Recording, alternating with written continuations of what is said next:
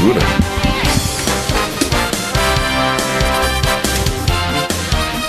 Sete horas 30 minutos, bom dia, eu sou Ricardo Boechat, é a Band News FM, nós vamos ficar juntos até as 9, qualquer coisa da matina, com as principais notícias nacionais, internacionais, o nosso time de colunistas, de comentaristas, todas as equipes da Band News FM espalhadas pelo Brasil, pelo mundo. Obrigado a você, meu amigo, minha amiga, que está conosco nas praças que compõem a rede Band News FM de notícias.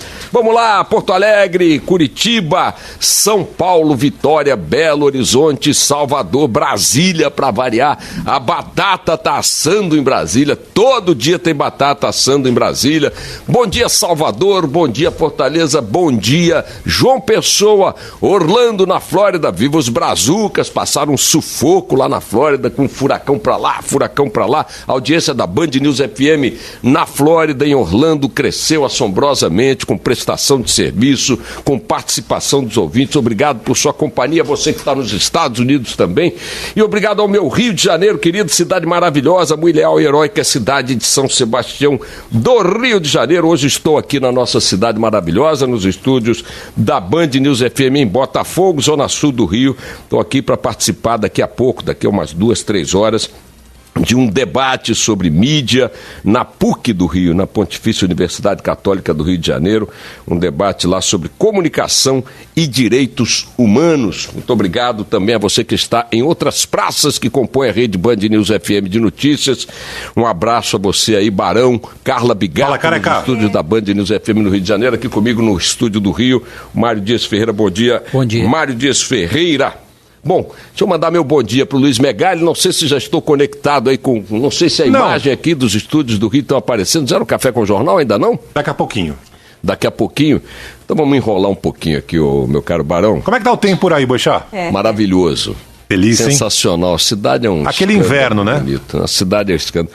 Você sabe que ontem eu recebi uma mensagem do Roberto Medina, empresário, Roberto Medina, criador aí do Rock in Rio, que está começando quando o Rock é amanhã, né? Sexta-feira, começando o Rock in Rio, milhares de turistas no Rio de Janeiro já chegando para o Rock in Rio durante uma semana e tal. O maior evento de rock do planeta em público, presença de público, e o Roberto Medina mandou para mim uma mensagem a propósito de comentários que fizemos aqui no nosso noticiário sobre os problemas do Rio de Janeiro e a capacidade, a vocação do Rio de Janeiro para poder ser um grande polo turístico internacional. Segundo números levantados aí por especialistas, com um pequeno aumento no número de turistas no Rio, o impacto econômico é brutal. E ele estava mandando exatamente uma mensagem dizendo dessa capacidade de recuperação que o Rio sempre tem demonstrado. Vamos torcer para que assim seja. Agora sim, um bom dia especial para o nosso Luiz Megali, para toda a equipe do Café com o Jornal, o melhor telejornal matutino do Brasil, também para o Rafael Colombo no Band News TV. Se você sintonizar o Band News TV agora, você terá as imagens dos estúdios da Band News FM no Rio de Janeiro e daqui a pouco também no Café com o Jornal na TV Bandeirantes. Bom, minha gente, deixa eu tocar o barquinho aqui com os fatos que estão predominando na mídia. Um fato desta manhã, a prisão de Wesley Batista, irmão de Joesley Batista. Os dois são os controladores absolutos do grupo JEF, que tem entre as suas muitas empresas, a joia da coroa é a JBS. O Wesley Batista foi preso esta manhã pela Polícia Federal em São Paulo, completando assim a prisão da alta cúpula desta que é uma das maiores corporações empresariais do Brasil, responsável pela exportação, ou pela maior cota de exportação de proteína animal do mundo. É uma corporação gigantesca da qual dependem milhares e milhares e milhares de trabalhadores, de produtores pecuários, produtores rurais, de ração e tudo mais, e tem se insistido muito na necessidade de que os demais sócios desse grande conglomerado, entre os quais estão bancos públicos, fundos de pensão de de empresas estatais e tudo mais, se concentrem na necessidade de preservar aquilo que a empresa representa no mercado, os empregos que ela garante, os impostos que ela recolhe, as exportações que ela realiza, salvar o seu expertise empresarial, a sua expertise empresarial, independentemente das punições tão severas quanto necessárias, que devam ser aplicadas aos seus controladores e executivos que vierem a ser condenados, julgados e condenados pelos crimes que lhes são atribuídos. Uma coisa é a gente punir os crimes, punir os criminosos, outra coisa é a gente matar as empresas. O Brasil precisa que essas grandes empresas, que essas grandes empreiteiras que desenvolveram, repito, qualidades, expertise mundial, nossas empreiteiras conquistaram obras em muitos países do mundo, e em boa parte deles não foi à base da propina. São empresas que estão trabalhando em obras nos Estados Unidos, na Europa, enfim, e que têm condições de continuar disputando o mercado internacional. A JBS é uma gigantesca exportadora de proteína animal, a maior do mundo, e como outras empresas que se envolveram na corrupção brasileira, patrocinaram essa corrupção, mancomunaram-se com a classe política, essas empresas precisam continuar sobrevivendo. É preciso fazer como os americanos fazem na aplicação de suas próprias punições por corrupção. Eles castigam os executivos, castigam os empresários, castigam eventualmente os políticos envolvidos com penas gigantescas, multas gigantescas. As empresas também pagam multas gigantescas, mas não há o foco de destruir as empresas, que é um péssimo negócio para o país e um péssimo negócio para a economia que depende delas, para os empregos que delas dependem. Portanto, está aí a prisão de Wesley Batista esta manhã em São Paulo pela Polícia Federal, no mesmo conjunto de investigações que já puseram na cadeia o seu irmão Joesley e o executivo Ricardo Saldi, da mesma JIF. Vamos ver os desdobramentos hoje dessa ação. Daqui a pouco a polícia vai divulgar os fundamentos da prisão, muito provavelmente. Não sei, Barão, se já anunciaram aí se vão fazer alguma entrevista coletiva ou divulgar alguma nota Ainda oficial. Não, Boixá, mas a informação é que ele foi preso, a ordem expedida pela 6ª Vara Federal Criminal de São Paulo, pelo uso de informações privilegiadas para lucrar no mercado financeiro, aquele período da divulgação da delação premiada, né? Então esse seria o motivo. Bom, tirando o fato dessa prisão de hoje de manhã, que é a notícia do momento, restam os fatos de ontem que ocupam as manchetes de hoje em todos os jornais, e foram ontem destaque nos telejornais, todos os telejornais do Brasil. Aliás, ontem, ô Barão, dentre os muitos erros que cometo cotidianamente na apresentação do Jornal da Band, cometi um ontem, quando estava lendo uma notícia sobre a prisão do Joesley Batista e, por engano, falei Wesley. Acabei premonitório. Foi premonitório, um erro premonitório. Mas, enfim, fecha esse parênteses. Vamos voltar aqui para a vaca fria do que está nas manchetes. E o que está nas manchetes hoje, minha gente, basicamente, é a ofensiva aí da Polícia Federal e também do Supremo Tribunal Federal sobre o presidente Temer. Em poucas horas, a Polícia Federal soltou um relatório soltou um relatório acusando o presidente Temer de ser o chefe de uma organização criminosa dentro do PMDB, e o Supremo Tribunal Federal, numa outra ação, abriu uma nova investigação contra Temer. O presidente Temer reagiu numa nota oficial ontem, dizendo que facínoras estão roubando a verdade no Brasil, indicando que todas as denúncias contra ele e todos os horrores que circulam em torno dessas denúncias e das figuras que circulam em torno dessas denúncias, não só no seu núcleo político, mas em outros grupos políticos aliados a ele e até entre as oposições, entre os oposicionistas, seriam vítimas de facínoras que estão roubando a verdade do país através de delações sem provas, através de acusações sem fundamento e tudo mais.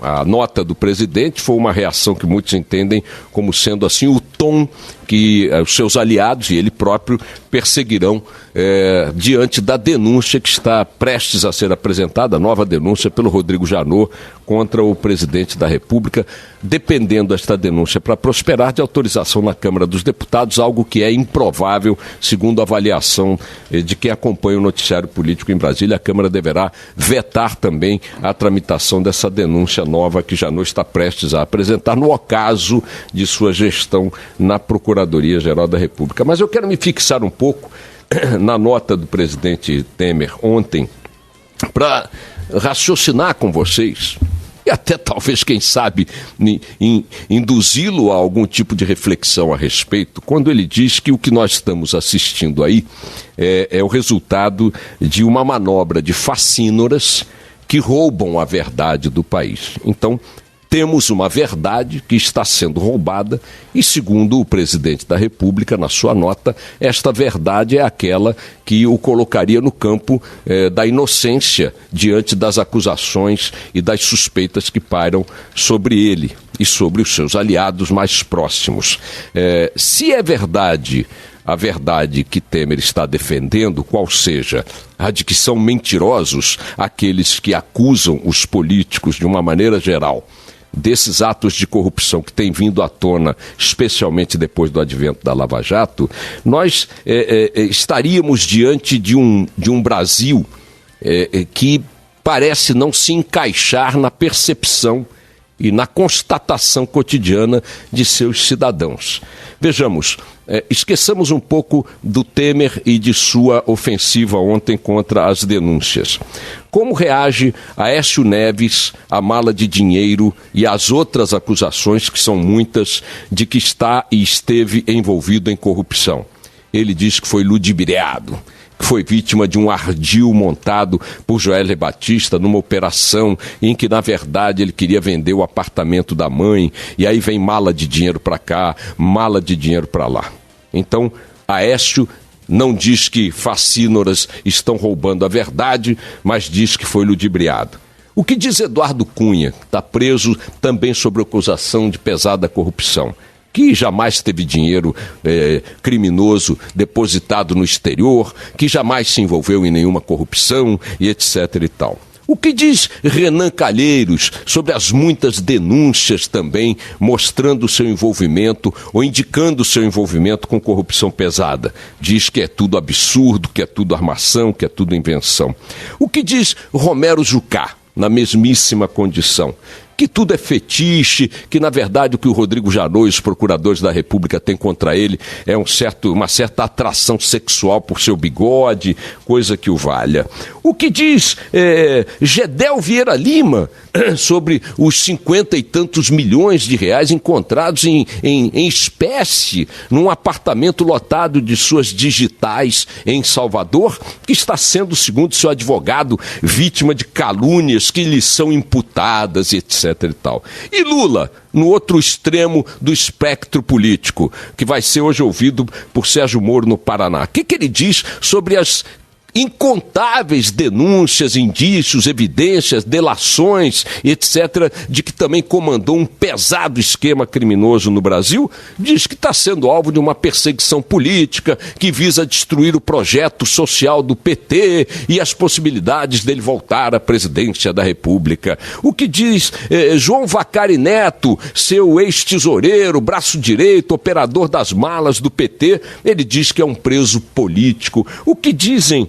100% dos políticos brasileiros e dos agentes públicos brasileiros e dos partidos brasileiros que estão sendo sistematicamente apontados por delatores, por empresas, por operadores, por bancos no exterior, como figuras associadas a um trânsito bilionário de dinheiro não explicado?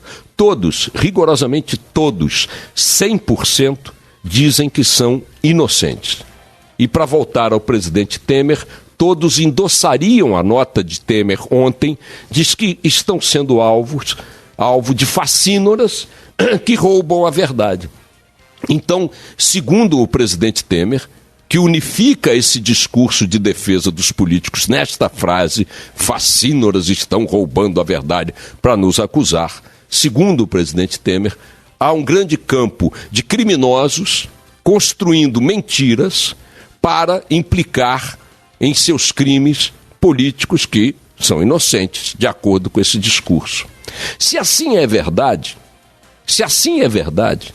se todos os políticos, se tem aqui apenas um pequeno grupo deles, hein? São centenas, talvez milhares deles, governadores, senadores, ministros, deputados, vereadores, bota aí a classe política, os partidos e grandes grupos de agentes públicos, figuras estáveis do Estado brasileiro, bota todos eles no mesmo bolo, dizendo a mesma coisa. Nós somos alvos de fascínoras que estão roubando a verdade do país. Acreditemos nisso. Ok, vamos acreditar nisso. Nessa presunção, e não mais, aliás, mais do que uma presunção, uma afirmação categórica de que são todos inocentes. Onde colocamos o Brasil que conhecemos? Se isto é uma verdade, da nota do Temer ao discurso do Lula, das ironias do Jucá, a reação indignada do Gedel Vieira Lima, a inocência de Aécio Neves, até a também indignação de Eduardo Cunha, e Sérgio Cabral dizendo que tudo aquilo que ele fez, tudo aquilo que passou pela mão dele, as delações de empresários, de empresas, de intermediários, de lobistas, de operadores, dizendo que Cabral comandou uma enorme quadrilha, recebia dinheiro em mala, de tudo quanto é gente, de tudo quanto é lugar. Perguntem ao Cabral o que ele disse. Isso é dinheiro de caixa 2, minha gente. Eu não cometi crime nenhum. Eu sou inocente. Tem fascínora roubando a verdade. Todos dirão que há fascínora roubando a verdade do Brasil.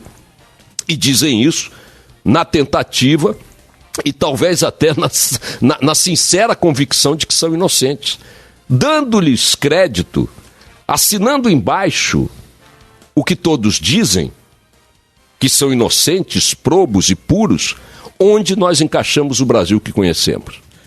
Porque o Brasil que conhecemos é o Brasil onde falta dinheiro para a saúde pública, para a educação, para o asfalto, para o saneamento, para a habitação, para a preservação ambiental, para a segurança. Vivemos uma carnificina na área da segurança em várias capitais brasileiras. Esse dinheiro, sabemos nós, foi pago por nós na forma de impostos.